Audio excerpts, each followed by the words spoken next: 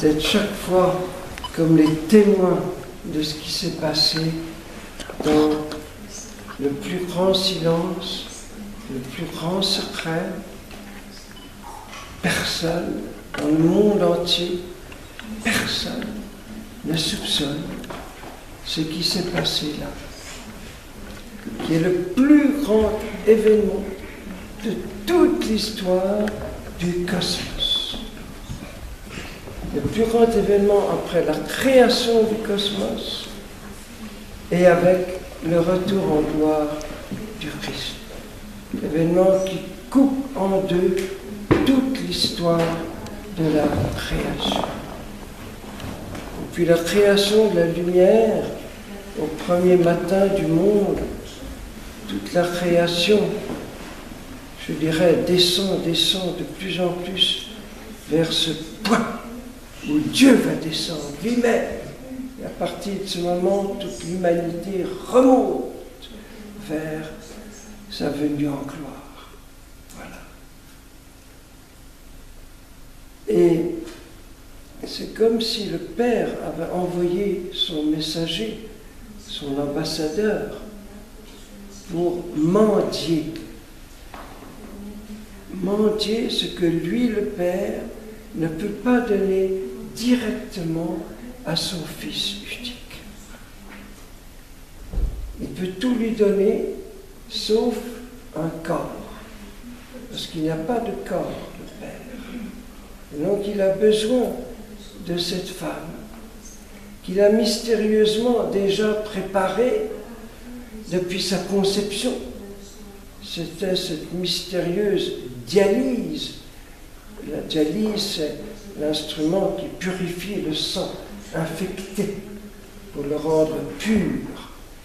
Et l'Immaculée Conception, c'est ça. Dans le sein d'Anne, tout ce sang infecté par ce virus du péché originel et qui est en un instant complètement purifié pour que Marie ne soit pas contaminée par le péché et que le sang qu'elle va donner à son Fils soit un sang totalement pur, indemne de ce virus mortel.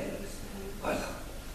Et là, il y a l'ange qui vient et qui, au nom du Père, dit « Marie, est-ce que tu veux bien donner à mon Fils des mains pour qu'il puisse travailler le bois, les étendre un jour sur une croix, pétrir le pain, lui donner les bras pour qu'il puisse porter les petits enfants, lui donner les pieds, les jambes pour qu'il puisse courir sur les routes de Galilée, lui donner des yeux pour qu'il puisse répandre la lumière dans le monde. Veux-tu lui donner tes lèvres, ta bouche, pour qu'il puisse chanter les psaumes, chanter les béatitudes? Veux-tu lui donner tes oreilles pour écouter le chant des oiseaux et les cris des pauvres? Veux-tu lui donner des épaules pour porter les petites brebis perdues? Veux-tu lui donner des genoux pour tomber à genoux et prier, me prier, moi son Père? Veux-tu lui donner un cœur humain pour que tout mon amour puisse battre dans un cœur humain? Veux-tu lui donner un visage pour que les hommes puissent voir Dieu sans mourir?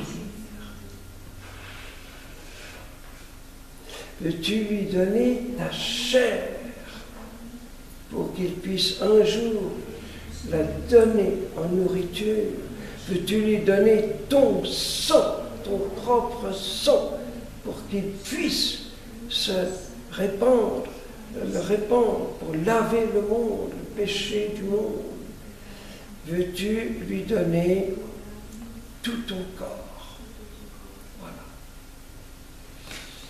Et cette annonce est tellement bouleversant pour Marie, c'est quelque chose de tellement inouï, parce qu'avec tout ce qu'elle sait des prophéties, elle décode parfaitement bien, elle comprend parfaitement bien ce que l'ange veut dire, le fils de David qui va régner pour toujours. Elle comprend que c'est le grand roi attendu, que c'est le Messie attendu.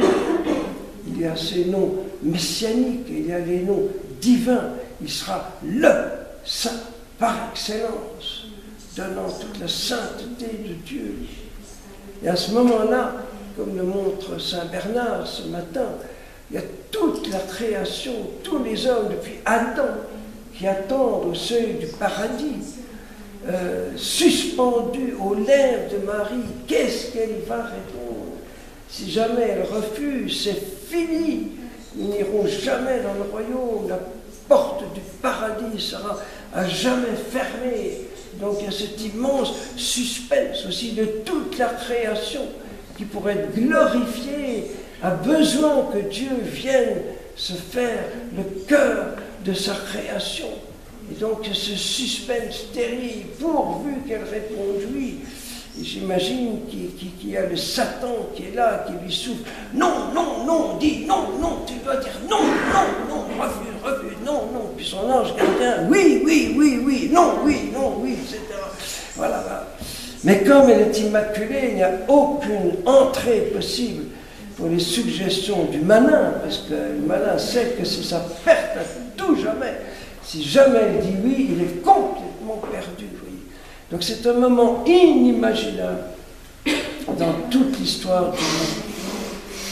Et quand Marie répond tout simplement, je suis la servante de Dieu. La servante. La servante du serviteur de Dieu, de celui qui va se faire le serviteur. Et l'Esprit Saint met sur ses lèvres cette réponse qui vient du Seigneur et qui est l'équivalent de me voici, envoie-moi. La parole que le Fils dit éternellement en se tournant vers le Père, me voici, envoie-moi, et bien voilà qu'il vient sur les lèvres de Marie. Et à cet instant,